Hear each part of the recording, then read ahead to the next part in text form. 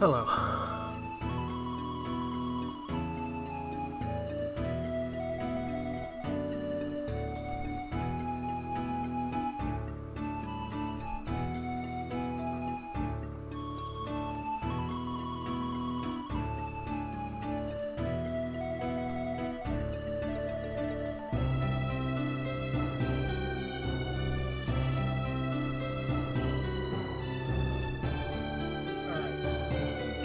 So, what's happening today for this stream so that I can get back into it? I've been sick for the last few weeks, so it's been harder to like just be in my chair and streaming for 2 to 5 hours at a time.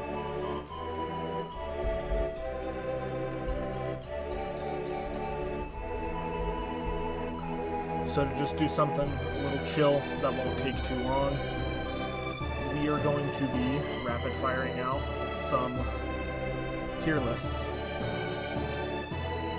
And these will encompass games that I do or will engage with on my Twitch channel, as well as my YouTube page. We are going to start with Golden Sun, since that's the one I frequent the most on Twitch and YouTube. We're going to start with Golden Sun. Then we're going to move to Paper Mario 64. After Paper Mario, we're going to do some Zelda stuff, and then we're going to end with World of Warcraft. So if you see up here at the top, I have a number of tabs open.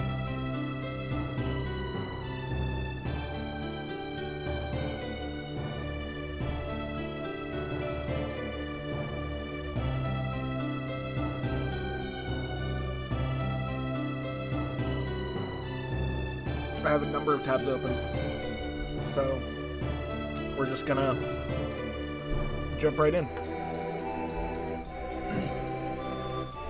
Now we're gonna do the Golden Sun Dungeon tier list. I actually had to make this because no one else has made one. I'm gonna do this tier list twice. I'm gonna do it for Vanilla, and I'm gonna do it for the Lost Age Randomizer.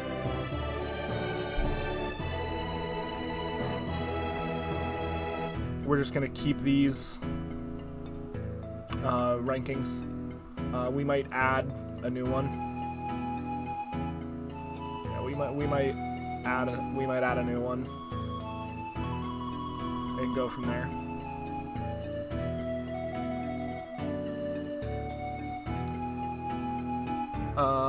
We will definitely, for the vanilla or for the rando, we will add a new one for not in rando, just so we can, put the GS1 dungeons there, since they're not in the Lost Age Randomizer, obviously. So I'm going to go in order of appearance from the Broken Seal and the Lost Age and Vanilla. And we're going to start with Soul Sanctum.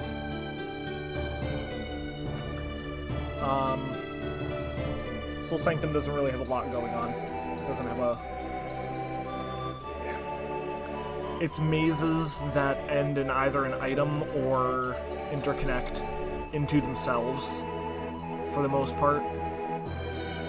And the dungeon's relatively short. There are a couple sections where enemy encounters, hallways namely, that enemy encounters on the way to the elemental stars just kinda overwhelm you for no particular reason.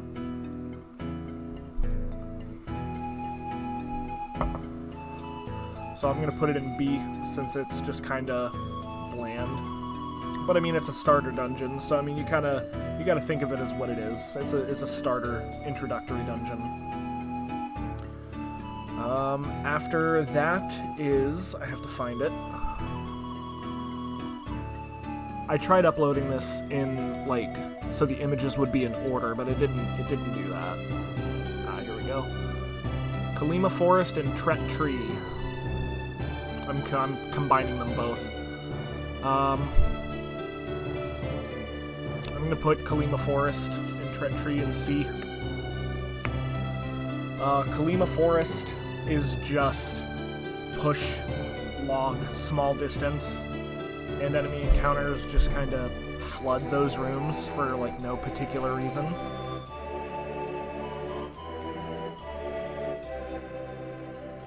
Enemy encounters just kind of flood those rooms for no reason.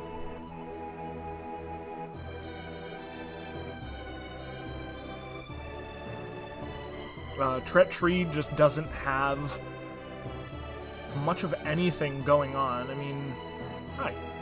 I mean, you can drop at various points in the tree to lower levels of the tree, but if you don't climb all the way up and find the right spot to drop, it just kind of takes you back to where you climbed into the tree, and that's not really anything. I think you only have to, like, purposely divert where you're going one time to get, like, I think it's the unicorn ring or something. So, Kalima doesn't really have a whole lot going for it in terms of what makes a dungeon. Following Kalima is Mercury Lighthouse. Our first lighthouse, I'm going to put an A. It takes a synergy that generally doesn't have overworld utility and gives it overworld utility in Ply. And hopping on the water with a limited number of hops.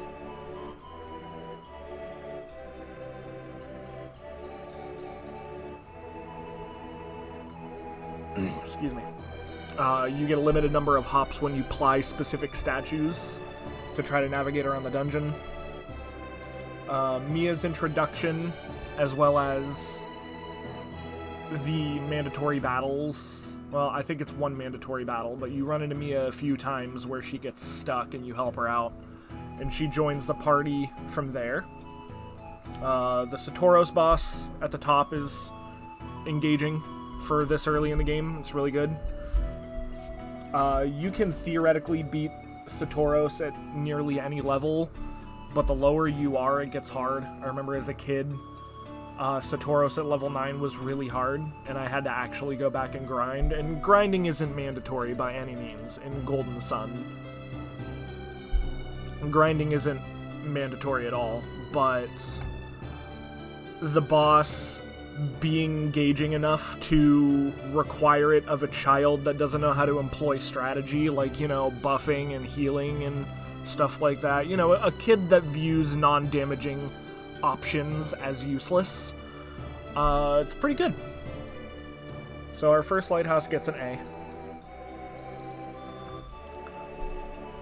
What is after? Alright, so right after Mercury Lighthouse, you have to trek all the way back to Tret Tree through Kalima Forest. So that's another reason it gets C, because you have to do it twice if you do it in the quote-unquote correct order. You can go to Mercury Lighthouse first if you want to. I usually do for time-saving purposes, because why do Kalima twice? Also, Tret boss will be easier if you do it after Mercury. Hey, Aspen. After you heal Tret with the water from Mercury Lighthouse, you move to Fushin Temple and Fushin Falls. It's more like a mini-dungeon. It does some cool things with light puzzles, so I'm going to put it in B. You get Force here, and Force isn't mandatory for, but helps with the next dungeon, Moggle Forest. I'm going to put Moggle Forest in B. I think it is a lot better and does... you know, I probably could have lumped the two dungeons into one, but here we are. Moggle Forest in B tier. It does things a little bit better than Kalima Forest in that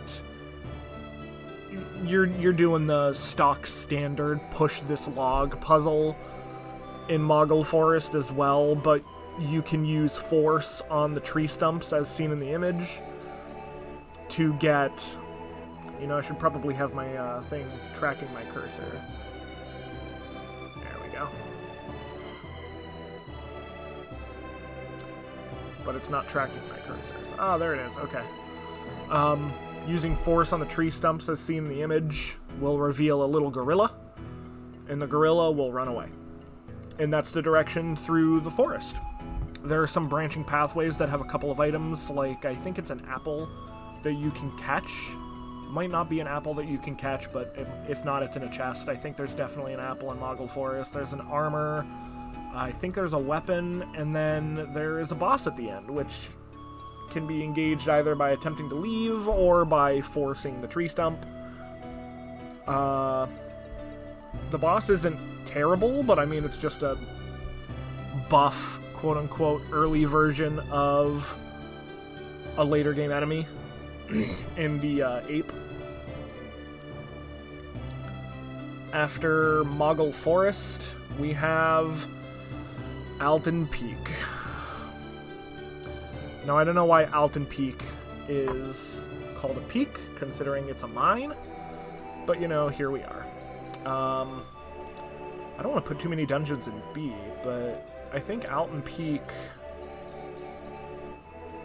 I'm going to put it in A, and this might be controversial for the Broken Seal, but I think Alton Peak is... It's a big dungeon that features some backtracking if you want to full clear it and get all the treasures. But the minecart puzzles are kind of cool.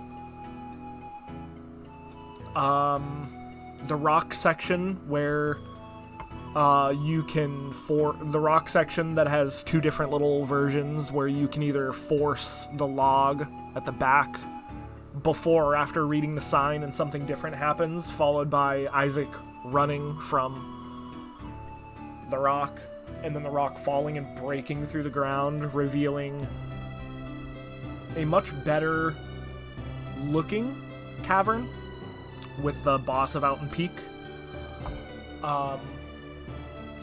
This also gives you probably one of the most useful, or like the most...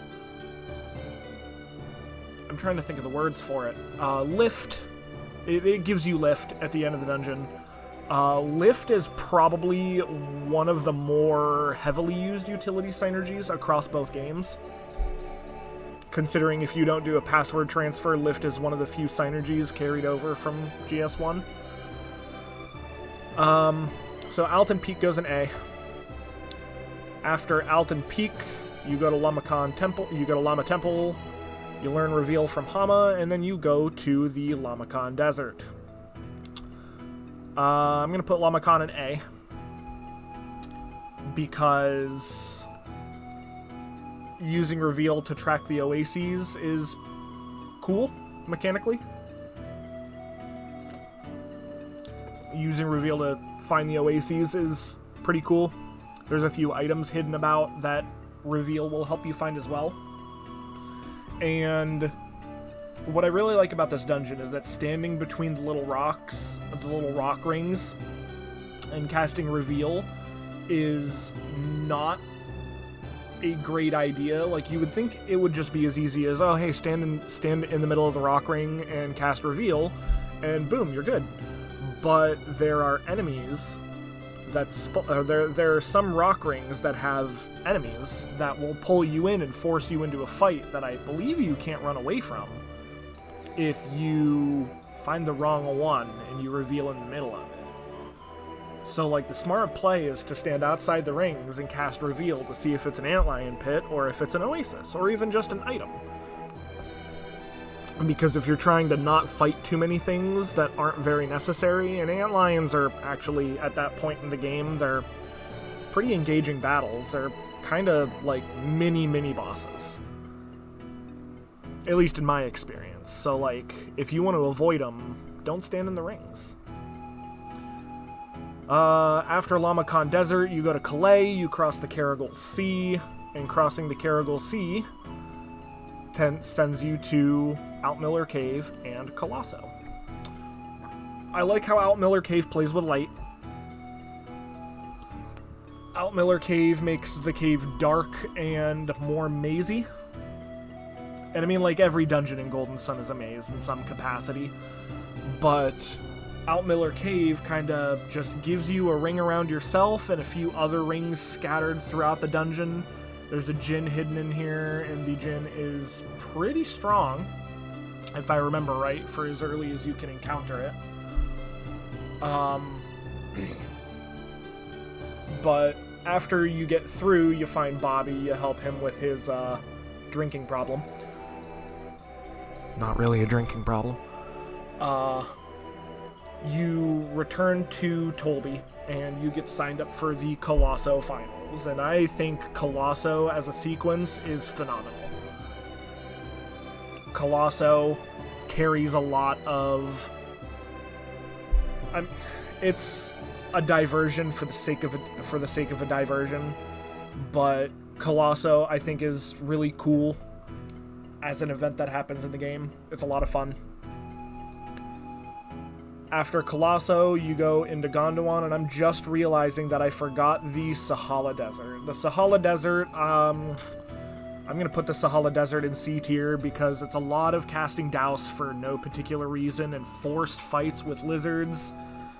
But there's this pink tornado here that will take you to the optional dungeon, Crossbone Isle. I think Crossbone Isle is an S tier dungeon for one, because there are no random encounters there. There's a fight on every floor, which is sort of like mini super bosses, I guess. And the fights are pretty tough if you don't use the flash and granite rotation strategy. Every room has a variety of puzzles, or every room has a puzzle, at least, that you have to, like, solve and resolve, sometimes leave the room and come back in to full clear the rooms that give you a bunch of cool equipment and items and stuff like that. There's even one djinn here, I believe, in Bane. And Deadbeard is... in hindsight, Deadbeard's not a great boss. Satoros and Minardi, I think, are better bosses.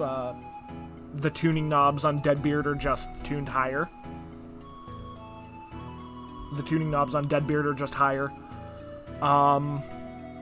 And you can there are two cheese strategies you can use for Deadbeard, but, like, being unfamiliar with the series and finding Crossbone Isle and going all the way through Crossbone Isle and then being ambushed by this big-ass dead pirate that casts synergy that you will not even see until the Lost Age, most likely.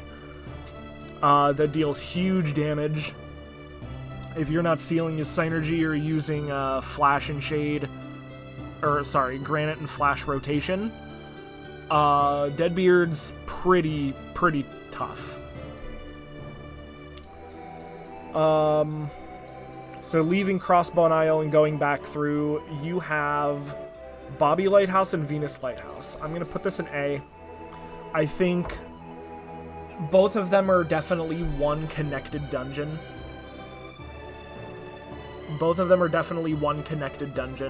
Because Bobby, you can't get into Venus Lighthouse proper without going through Bobby Lighthouse, and it just kind of seamlessly goes into Venus Lighthouse. But I think Venus Lighthouse, you know what, I'm going to put it in B. Because I don't think Venus Lighthouse as a dungeon at this point in the game is better than Mercury at Mercury's point in the game.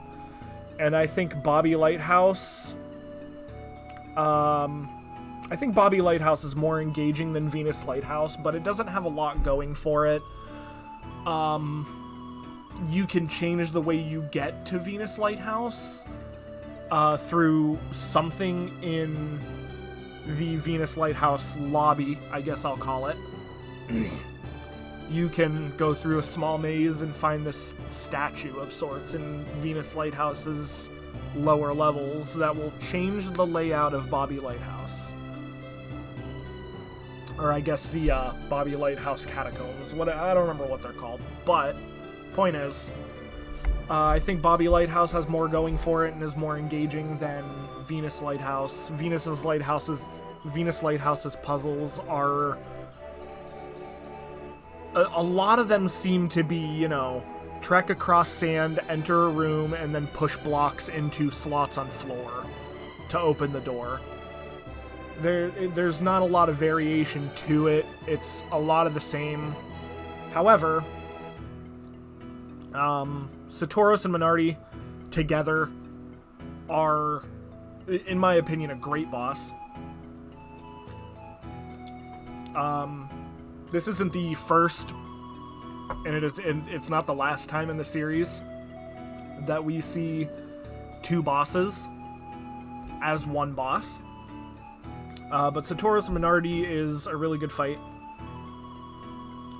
And if you're not careful, and if you are unlucky with Death Size, supposed to be Death Scythe, translation error, if you get unlucky with Death Size, you'll have to waste turns on resurrecting party members, and if Minardi Death Sizes enough times and you get real unlucky, the fight can snowball and they'll overwhelm you. But, you know, the good old Granite and Flash combo, and the rest of the game is honestly a joke. So, Fusion Dragon is Fusion Dragon. You know, JRPG trope, fight Big Dragon at end of game. Big Dragon has a few moves that are evocative of your Mars Jin summons, Tiamat and Meteor, as well as a couple of unique abilities to itself. But it's not all that difficult. And I believe that closes out Golden Sun, the Broken Seal. So starting with the Lost Age, which has substantially more dungeons, as we can see here. Let me sift through real quick and make sure I didn't miss one. Oh, alright, yeah, sorry. Optional dungeon, Lunpa Fortress. It's kinda meh. Todonpa is also not a very engaging boss. And if you were so inclined, you can wait until you have, like, all the endgame gear and stuff like that, go back through and just kind of trivialize Todonpa. And then when you finish Lunpa Fortress, I'm actually going to put it in D. I think it sucks that bad. Once you finish Lunpa Fortress, you have to break back into Lunpa and go back through Lunpa Fortress to get the Djinn that's hiding there. So you can't even get 100% Djinn without doing this dungeon 1.5 times. Moving on to the Lost Age, Kandorian Temple. As an intro dungeon, I'm going to put it in B as well. It's a lot of just mazy navigation for the sake of mazy navigation as an intro dungeon. There's one part where if you want to full clear it and get the mysterious card, you can...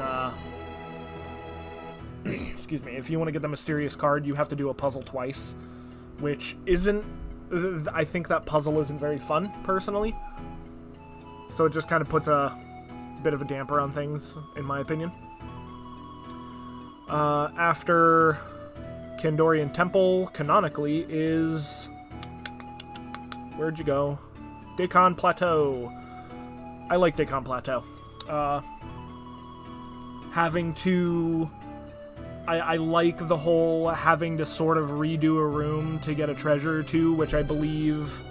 I don't think is shown in the image that I picked for it, but later in the dungeon, if you want to get a specific item, you have to do the room twice, because a pillar that you need to advance to the following room will be destroyed. I like tracking down Cannon, getting the Pound Cube, and then using Pound to trap Cannon into a fight to claim your first Mars Djinn of the run.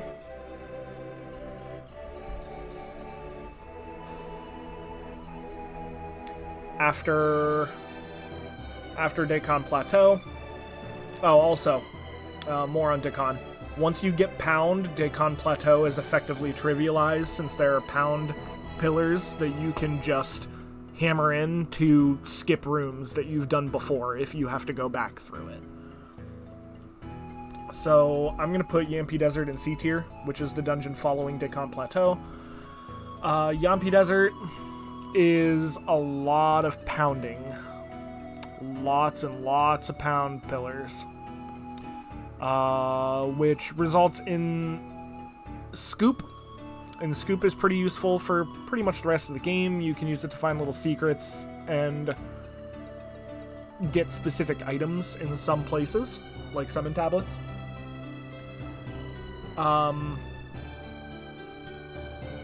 There's not a lot to say about Yampi Desert. It's tuned to be easier than the Lamacon Desert because it appears earlier in the game comparatively to where Lamacon appears in the Broken Seal. I think the most interesting three things about Yampi Desert are that when you get sand later in the game, when you go back, a lot of the things that you could do, or a lot of the things that you had to do to like get through, can be played around with using sand.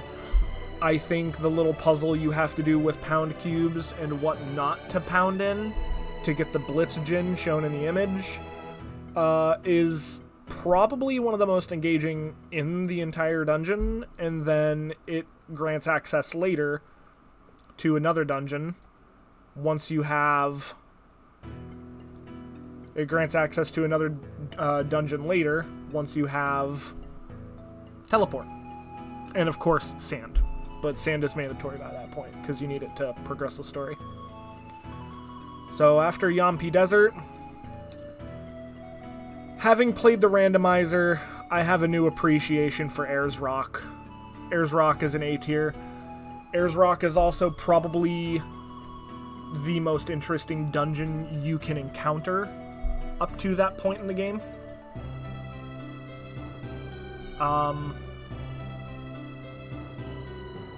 The only reason I wouldn't put Ayers Rock in S tier because of the things you can do to mess with Ayers Rock is also the new concept of the elemental rocks. The only reason it's not an S tier and it's an A tier is because for where it's located in the game, it's very, very, very, very long if you don't do the things to make it more bearable. Ayers Rock has a lot of jank to where you can either make it like on a blind vanilla playthrough, it can be like a 5-hour run, but on a more experienced vanilla playthrough, you can make it 20 minutes.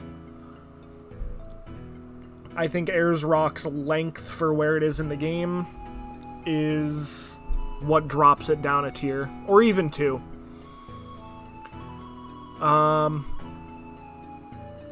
After Ayers Rock, you go to Alhafra, you fight Briggs, and then you go over to Gondwan after you fight Briggs. Going over to Gondwan, we have the Kabamba Mountains. Stealth section. Yay. Kabamba Mountains stealth section is, I'm not generally a fan of stealth sections in games. Sometimes they can be fun. Oh, hey, look, Loonpa Fortress, stealth section. Look at that. Kabamba Mountains doesn't have a whole lot going for it. In vanilla, there's a weapon you can get prior to lashing into Room 2. And then Room 2 does not have a lot going on. It's just, distract a dog, avoid a guard, get over into Gondwan proper. I mean, by the time you hit Kabamba Mountains, you're in Gondwan proper. Shut up. Once you are done with Kabamba Mountains, you go to Kibambo. And in Kibambo, you meet Piers. And Piers will help you through the following dungeon to get his crystal to move on with the game. And that is the Gabamba statue. I think Gabamba visually is probably one of the most distinct dungeons prior to Dark Dawn. I might even argue that it is the most visually distinct pre-Dark Dawn. And up to that point, it combines a few of the synergy you learned up until that point, mostly Lash and Pound, to acquire the Gin that's there, which is Steel, Venus Gin, and complete the dungeon proper. There is also another dungeon that will make use of some Warrior synergy, like Cyclone, if you revisit Gabamba Statue post first completion. So Gabamba Statue, I think I'm going to rate into a B tier just for its diversity and uniqueness in its pseudo-uniqueness in having a dungeon hidden within a dungeon. A distinction shared by Yampi Desert. Once you finish Gabamba Statue, you trek over back to Indra for Pier's ship. Pier's ship is a whole lot of just walking through rooms, fighting these silly little blue jellyfish which turn into puddles, and casting frost to make a path you can adequately cross to make it through the ship. And Aqua Hydra as a fight isn't very fun.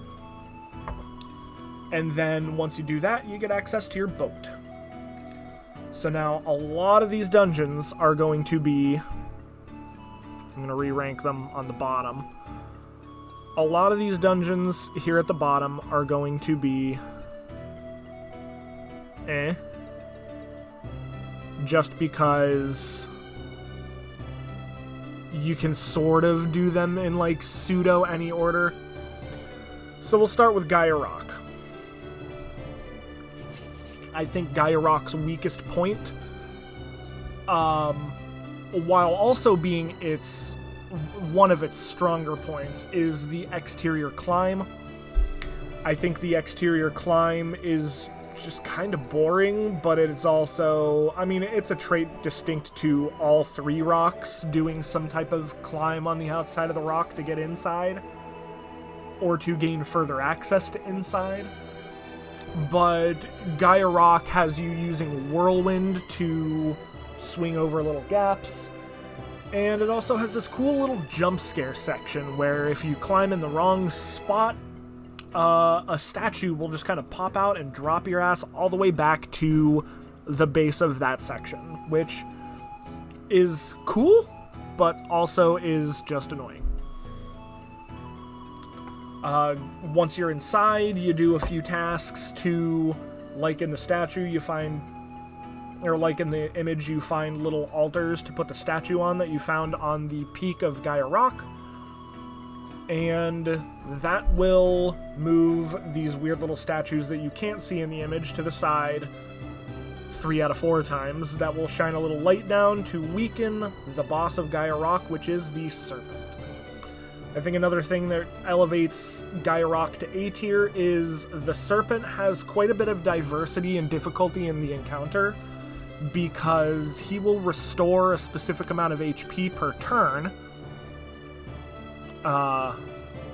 turn based on the number of lights that are shining into his water. The more lights that are shining into his water, the less HP he will restore per turn, and that makes for a sort of build your difficulty kind of boss. And for wherever you can choose to do Gaia Rock, you can make it either really, really hard or really, really easy for no other reason than self-imposed challenge or fun, and I think that's really cool. Once you finish Gaia Rock, you get the Sand Synergy, which gives you access to Onkol Ruins. I'm going to put Onkol Ruins in C tier. Onkol Ruins in vanilla is just mazy and silly movement to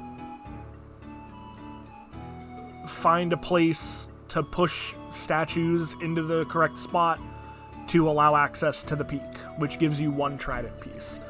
I don't think Onkol Ruins in vanilla has too much going for it.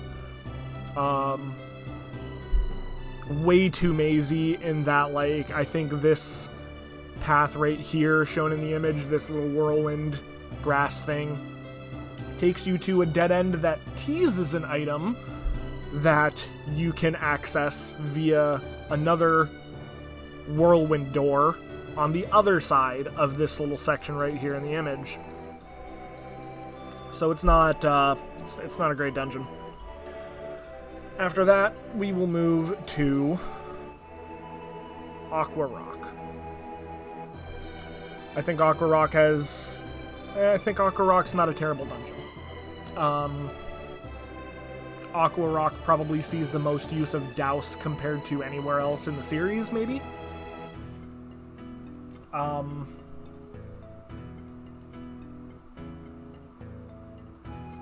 There's some puzzles on the exterior climb to access this little douse rock, this douse stone in the image, that when you climb up top, there's not a whole lot going on up there. You just frost a couple of things, move a couple of things, and then you douse another douse stone, and that gives you access to the interior. The interior is the meat of the dungeon. Big ol' maze that isn't too offensively mazy. Hey, Pokey.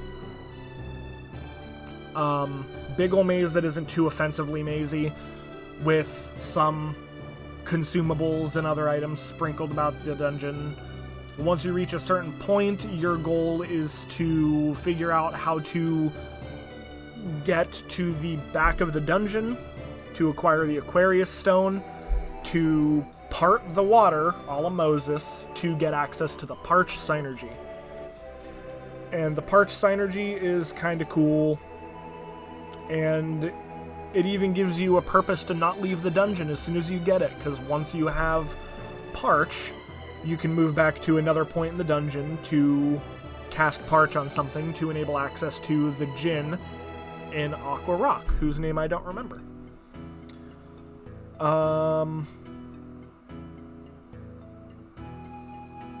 Once you have Parch, granted it doesn't do anything for you, but you have access to Shrine of the Sea God.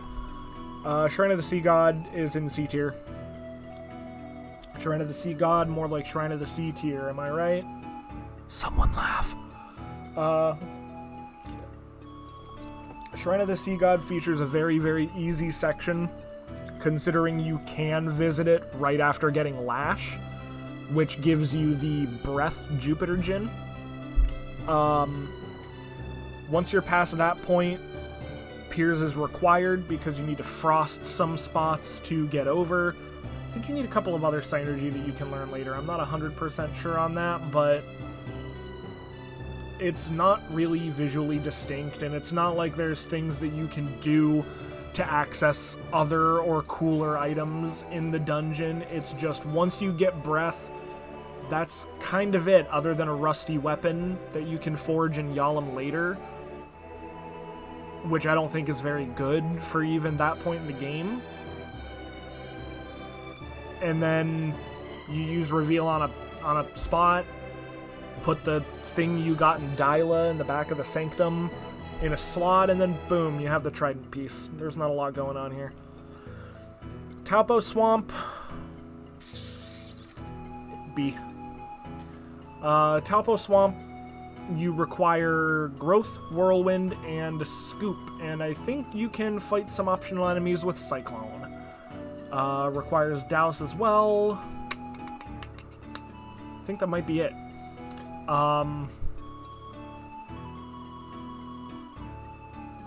Visually, it's interesting. The interior has like 2 or 3 different like environments to it. Like you've got the standard one as shown in the image. Oh yeah, Frost and Tremor for the ending. Got you. The interior has like 3 unique appearances, like the one shown in the image, and then it's got like something kind of similar to Shrine of the Sea God to like reach a specific point, I think, and then it's got a weird lava room for some reason, which the lava room requires Tremor and Douse to get through, all culminating in a forge material. I think Taupo Swamp is actually kind of cool. It's got a unique exterior to it as well, where it's sort of like a marshy... Zelda uses a bog? But you're walking through it, you have a limited number of steps before the bog eats you, and you respawn at the, on land. So it's not too bad. Once you get Parch, you go to Tandaria Tower. Tandaria Tower probably uses more synergy than nearly every dungeon in the Lost Age. In Parch, Reveal, Pound, Move, Burst. I think that's it, but still, 5 synergy for like a third of the way through the game, maybe close to halfway through, is pretty extensive for the list of synergy you have by that point. That's most of them, honestly. I think the ice skate maze puzzles, like shown in the image here, are kind of cool, and there's like 3 of them. There's also an optional room that has a couple of items in it. I think one of them might be a mint, and I think might be an armor piece. And also, at the top, you don't find a trident piece, you find a synergy rock, the burst brooch, which you take back down to the base to blow up an ice crystal to get the trident piece, and I think that's kind of cool. So, I don't know if I would consider the rest of the game dungeons up until this point, but then we have Jupiter Lighthouse. Now, Jupiter Lighthouse uses like 4 or 5 different synergy, and most of them are Jupiter-based. You use a lot of Lash, you use a ton of Hover, a lot of Cyclone, and you use even a tiny bit of Whirlwind, I think. You can use a tiny bit of Whirlwind. You even use a good bit of Reveal. I think Jupiter Lighthouse is a very engaging dungeon and expansive. It is a little bigger than Ayers Rock, and it is at it's a pretty decent and appropriate point in the game. Jupiter Lighthouse, from a story standpoint, is also where Isaac's party from the Broken Seal makes a return. As Felix's party, you see Isaac being ambushed by Agatio and Karst, the antagonists, quote-unquote, of the Lost Age. You see Isaac and his team being ambushed by Agatio and Karst. Garrett and Mia are taken out of the picture for Agatio and Karst to 2v2 Isaac and Ivan, and they win because Ivan gets tired and Isaac gets distracted by this.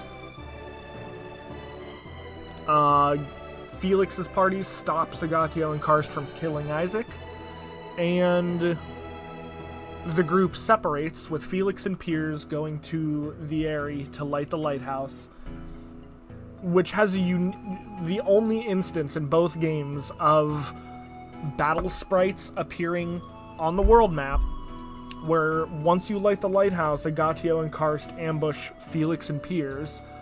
After 2 turns, Jenna will enter the battle, and after 2 more, Sheba will enter the battle. It's also one of, I believe, only a handful, like maximum, instances in the game where you can still proceed with the story whether you win or lose. You just get more XP, more coins, and early access to the Dark Matter Forge material, which forges some of the best gear in the game.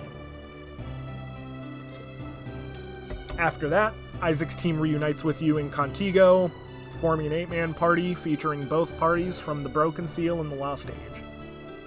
I love Jupiter Lighthouse from a story standpoint. It's a little tedious to trek through, but it's not too offensive, and it makes really good use of your toolkit up until that point. So Jupiter Lighthouse sits in the A tier. Following Jupiter Lighthouse, you have Magma Rock. Another elemental rock, and I'm gonna paste that one right in the C tier. And I think that's probably the weakest of all 4 elemental rocks. Yeah, I've got Gaia and Air is in A, Aqua in B, Magma Rock is in C. Magma Rock uses a lot of burst, and that is almost, you have to have lift to get in, so you can't just go to Magma Rock pre-Jupiter Lighthouse. You are required to complete Jupiter Lighthouse to access Magma Rock. But once you're inside, you're using a lot of burst. You're using a little bit of some other synergy here and there, but for the most part, it's burst go burr. The dungeon isn't very visually aesthetic. It's not very visually appealing. I think the music is also grating for the most part.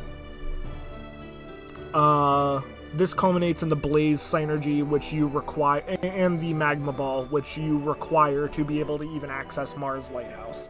Speaking of Mars Lighthouse, S tier dungeon. Mars Lighthouse uses so much of your toolkit throughout the entire lighthouse, as well as boasting some of the most powerful non-optional enemies in the game, with 2 boss fights. You fight Agatio and Karst at the basement that have been transformed into dragons, and it's not very secret that it's Agatio and Karst. One lizard is smaller, one lizard is bigger, and with a couple of exceptions, they use almost the exact same toolkit they had on Jupiter Lighthouse. Once you get the teleport synergy, you can do some really cool shit outside of Mars Lighthouse, but it's useful in like 2 instances in the lighthouse, including mandatory to access the final boss after you complete the wings of the lighthouse. I haven't actually played through Mars Lighthouse in its entirety recently. Last time I did was maybe 14 years ago. But even so, I think Mars Lighthouse is a really, really good dungeon, and a great example of a final dungeon in an RPG, where it is testing your toolkit as a whole throughout the dungeon. So now we have the 4 optional dungeons, and we will start with the most easily accessible, Treasure Isle. Treasure Isle as a dungeon isn't there. The first half is really bland and samey. You're doing a lot of the same for not much great rewards. Once you acquire Lift, the dungeon gets a little more engaging, and at that point, there's only a few items that you can actually get. There's 2 Djinn and like 4 items, including one of the best endgame items in the game, I think, in the Iris Robe, culminating in one of the most frustrating bosses across both games, the Star Magician, which, if you have bad RNG and aren't power leveled enough, is just going to absolutely annihilate you for funsies. After that, probably the easiest boss out of all 4 optional bosses in probably the most bland dungeon is the Yampi Desert Cave. You require sand to access the dungeon, like the dungeon entrance. You require teleport to access the dungeon proper, and to full clear the dungeon you need Scoop, you need Burst, which, I mean, obviously you have by that point for story reasons, but it just kind of throws them in there just cuz. Valukar conceptually is really cool as a boss, using your own Djinn and summons against you, which in concept is awesome. But the dungeon itself is just kind of forgettable. I'm actually going to have to add a row for this.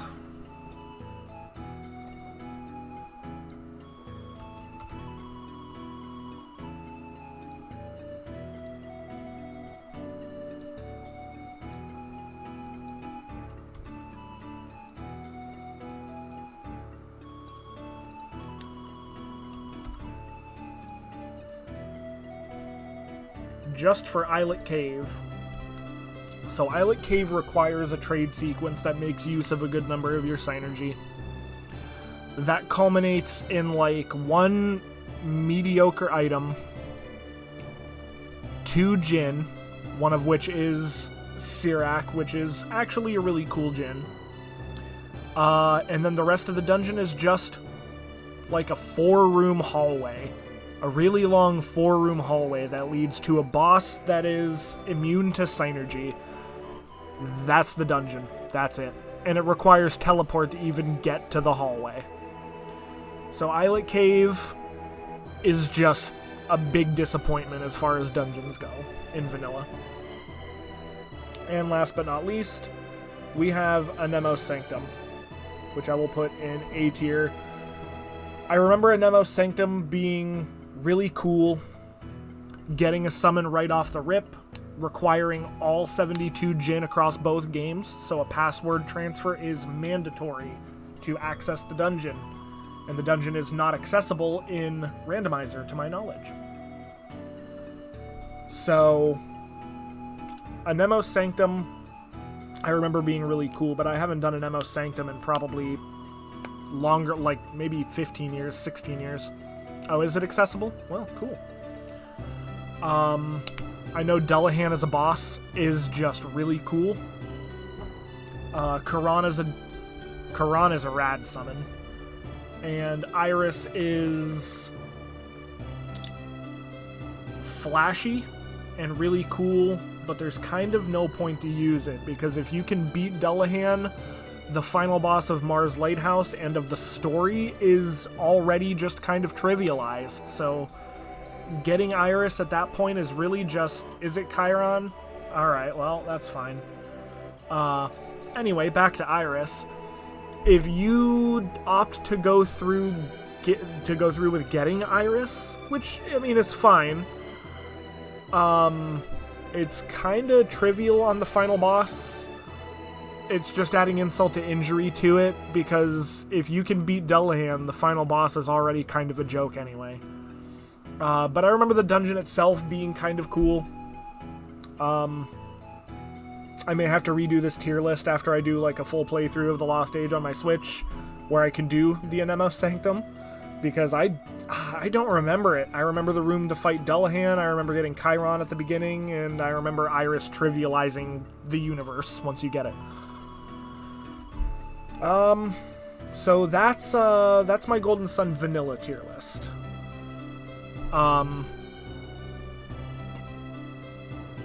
I don't know, leave thoughts, suggestions, concerns in the comments. This is going right up on YouTube.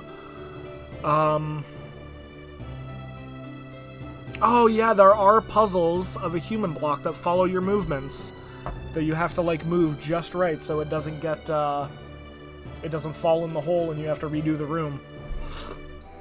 Those are really cool. I think those are the only instance you see them in both games.